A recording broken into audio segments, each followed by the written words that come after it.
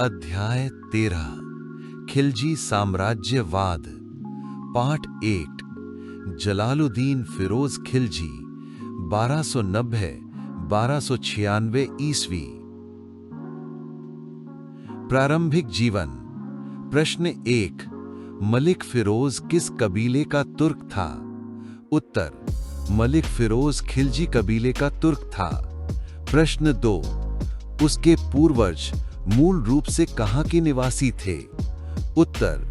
उसके पूर्वज तुर्किस्तान के आदि निवासी थे। प्रश्न 3। भारत आने से पहले फिरोज के पूर्वज किस प्रदेश में 200 वर्षों से अधिक निवास कर चुके थे? उत्तर। वे हेलमंद की घाटी तथा लमगान के प्रदेश में, जिसे गरम सीर अथवा उष्ण प्रदेश कहते हैं, निवास कर चुके थे। प्रश्न 4। भारत के तुर्की अमीर खिलजियों को भ्रमवश क्या समझते थे और क्यों? उत्तर। वे उन्हें अफगान समझते थे क्योंकि उन्होंने अफगानों के कुछ रीति रिवाज तथा रहन सहन के तरीके अपना लिए थे। प्रश्न 5। दिल्ली सल्तनत में फिरोज किस उच्च पद पर पहुंचा था? उत्तर। वो सरे-जानदार यानी शाही अंगरक्षकों के प्रमुख के उच्च पद पर पहुंचा था। प्रश्न 6। सरे-जानदार के बाद उसे कहां का सूबेदार नियुक्त किया गया? उत्तर। उसे समाना का सूबेदार नियुक्त किया गया। प्रश्न 7। समाना के सूबेदार के रूप में उसने किसके विरुद्ध अनेक युद्ध किए? उत्तर। उसने मंगोल आक्रमणकारियों के विरुद्ध अनेक युद्ध किए। प्रश्न 8। उसकी सैनिक सफलताओं के परिणाम स्वरूप उसे कौन सी उपाधि प्रदान की गई? उत्तर। उसे शाइस्ता खान की उपाधि प्रदान की गई। प्रश्न 9। कैकोबाद ने उसे किस मंत्री पद पर नियुक्त किया? उत्तर। कैकोबाद ने उसे सेना मंत्री के उच्च पद पर नियुक्त किया। राज्यारोहण। प्रश्न 10। दिल्ली दरबार में तुर्की दल के नेता कौन थे? उत्तर। मलिक एतमार, कच्छन तथा मलिक सुरखां तुर्की दल के नेता थे। प्रश्न 11। मलिक फिरोज और तुर्की दल के संघर्ष में किसकी विजय हुई? उत्तर। संघर्ष में फिरोज की विजय हुई। प्रश्न 12। विजय के बाद मलिक फिरोज किसका संरक्षक बन बैठा? उत्तर। वो सुल्तान कयूमर्स का संरक्षक बन बैठा। प्रश्न 13। फिरोज ने राजशक्ति को पूरी तरह कैसे हस्तगत किया? उत्तर। उसने कैकुबाद तथा कयूमर्स दोनों का वध करके राजशक्ति हस्तगत कर ली। प्रश्न 14। फिरोज का राज्यारोहण कब और कहां हुआ? उत्तर। जून 1290 ईस्वी में कैकुबाद द्वारा बनवाए हुए किलू खरी के महल में उसका राज्यारोहण हुआ। प्रश्न 15। सिंहासन पर बैठने के बाद उसने कौन सी उपाधि धारण की? उत्तर। उसने सुल्तान जलालुद्दीन फिरोज की उपाधि धारण की। उसकी सामाजिक अप्रियता। प्रश्न 16। राज्यारोहण के समय जलालुद्दीन की आयु कितनी थी? उत्तर। वो 70 वर्ष का बूढ़ा था। प्रश्न 17। दिल्ली की जनता और अमीर उससे प्रसन्न क्यों नहीं थे? उत्तर। क्योंकि वे खलजियों को गैर तुर्क समझते थे।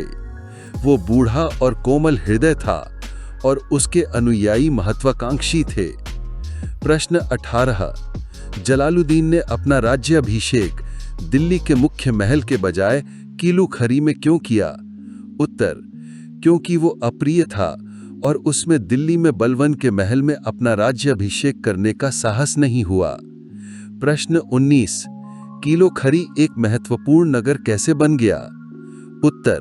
सुल्तान वहां 1 वर्ष तक रहा और अपने दरबारियों को वहीं निवास गृह बनवाने की आज्ञा दी, जिससे वो एक महत्वपूर्ण नगर बन गया। प्रश्न 20। जवान खलजी योद्धा जलालुद्दीन की किस नीति से ऊब गए थे? उत्तर। वे उसकी उदारता, दुर्बलता तथा शासन व्यवस्था में न्यूनतम हस्तक्षेप करने की नीति से ऊब गए थे। प्रश्न 21। जलालुद्दीन के विरुद्ध असंतुष्ट लोगों के दल का नेता कौन बना? उत्तर।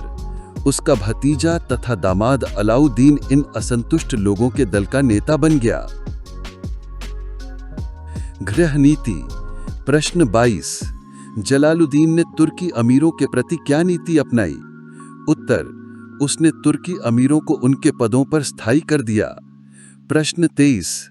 बलबन के भतीजे मलिक छज्जू को कौन सा पद दिया गया? उत्तर, उसे कड़ा मानिकपुर के सूबेदार के पद पर पूर्ववत रहने दिया गया। प्रश्न 24। जलालुद्दीन ने अपने सबसे बड़े पुत्र महमूद को कौन सी उपाधि दी? उत्तर, उसने उसे खान खाना की उपाधि दी। प्रश्न 25। सुल्तान के भतीजों अलाउद्दीन तथा अलमस बेग को क्या मिला? उत्तर, उन्हें उच्च पद प्रदान किए गए। प्रश्न 26। जलालुद्दीन की आंतरिक नीति किस सिद्धांत पर आधारित थी? उत्तर, उसकी आंतरिक नीति दूसरों को प्रसन्न रखने, शांति, दया तथा उदारता के सिद्धांत पर आधारित थी। प्रश्न 27।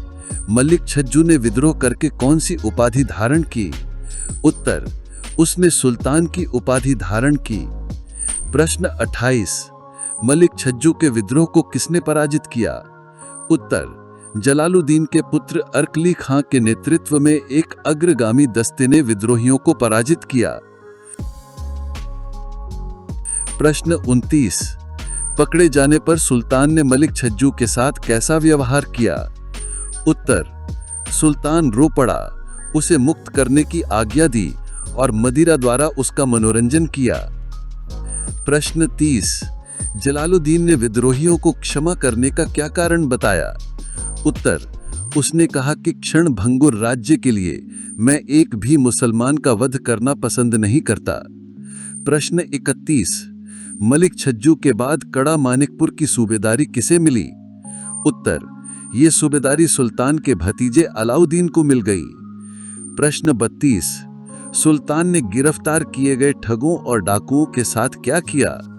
उत्तर, उसने उन्हें कोई दंड नहीं दिया, बल्कि नावों में बिठाकर बंगाल भिजवा दिया, जहां वे मुक्त कर दिए गए। प्रश्न 33। सिद्दी मौला कौन था?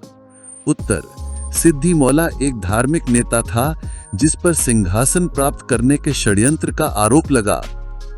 प्रश्न 34। जलालुद्दीन ने सिद्दी मौला के साथ क्या किया? उत्तर, उसने अपने सम्मुख ही उसका वध करवा दिया और उसके शरीर को हाथी के पैरों के नीचे रौंदला दिया। प्रश्न 35। सिद्दी मौला की मृत्यु के बाद क्या प्राकृतिक आपदाएं आईं? उत्तर, एक भयंकर आंधी आई तथा अनावृष्टि के कारण दुर्भिक्ष पड़ गया। विदेश नीति। प्रश्न 36। जलालुद्दीन ने 1290 ईस्वी में किस किले पर आक्रमण किया? उत्तर, उसने रणथंभौर पर आक्रमण किया। प्रश्न 37। उसने रणथंभौर का घेरा क्यों उठा लिया? उत्तर, उसने ये कहकर घेरा उठा लिया कि मैं मुसलमान के सिर के प्रत्येक बाल को रणथंभौर जैसे सैकड़ों किलों से भी अधिक मूल्यवान समझता हूं। प्रश्न 38। 1292 ईस्वी में किस स्थान पर पुनः दिल्ली का अधिकार हो गया? उत्तर, मंदावर पर पुनः दिल्ली का अधिकार हो गया। प्रश्न 39। अलाउद्दीन ने 1292 ईस्वी में कहां आक्रमण किया और क्या जीता? उत्तर, उसने मालवा पर आक्रमण किया और भिलसा का किला जीत लिया। भिलसा में अलाउद्दीन ने किस राज्य की समृद्धि के बारे में सुना? उत्तर, उसने दक्षिण के शक्तिशाली राज्य देवगिरी के बारे में सुना। प्रश्न 41। अलाउद्दीन ने देवगिरी पर कब आक्रमण किया? उत्तर, 1294 ईस्वी में। प्रश्न 42। देवगिरी से अलाउद्दीन को लूट में क्या मिला?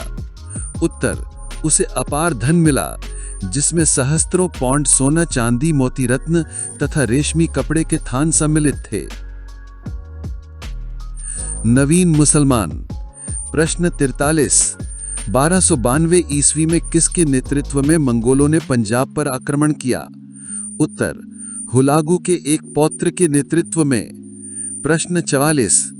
चंगेज खान के किस वंशज ने इस्लाम स्वीकार करके दिल्ली में नौकरी कर ली? उत्तर, उल्गू ने। प्रश्न 45। नए मुसलमान किन्हें कहा गया? उत्तर, उलगु तथा उसके अनुयायी जो इस्लाम स्वीकार करके दिल्ली में बस गए थे, नए मुसलमान कहलाए।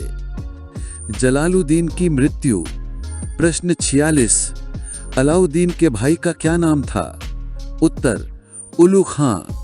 प्रश्न 47। उलू खान ने सुल्तान को अलाउद्दीन के बारे में क्या विश्वास दिलाया? उत्तर, उसने विश्वास दिलाया कि अलाउद्दीन देवगिरी से लाया धन भेंट करना चाहता है, लेकिन बिना आज्ञा आक्रमण करने के कारण भयभीत है। प्रश्न 48। जलालुद्दीन अपने भतीजे से मिलने कहाँ गया? उत्तर, वो कड़ा की ओर गया।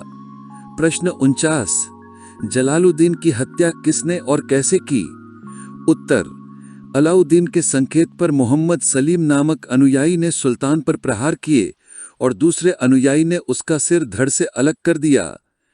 प्रश्न 50। जलालुद्दीन की मृत्यु कब हुई? उत्तर, 11 जुलाई 1296 ईस्वी के दिन।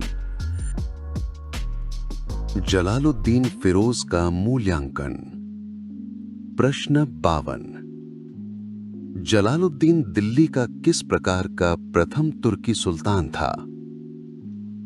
उत्तर, वो उदार निरंकुशवाद के आदर्श को अपने सामने रखने वाला प्रथम तुर्की सुल्तान था। प्रश्न 53। जलालुद्दीन ने किस नीति का त्याग किया? उत्तर, उसने सैनिकवादी नीति का त्याग किया। प्रश्न 54। क्या जलालुद्दीन अपनी हिंदू जनता के प्रति सहिष्णु था? उत्तर, नहीं, वो अपनी बहुसंख्यक हिंदू जनता के धर्म के प्रति असहिष्णु था और उसने झाइन में मंदिरों को नष्ट किया था। प्रश्न 55। जलालुद्दीन के शासनकाल के लिए एकमात्र प्रामाणिक इतिहास ग्रंथ कौन सा है? उत्तर, बरनी का ग्रंथ। Thank you. ऐसी और वीडियो देखने के लिए हमारे चैनल को सब्सक्राइब करें और बेल आइकन को प्रेस करें, जिससे आपको न्यू वीडियो का नोटिफिकेशन एकदम से मिल जाए।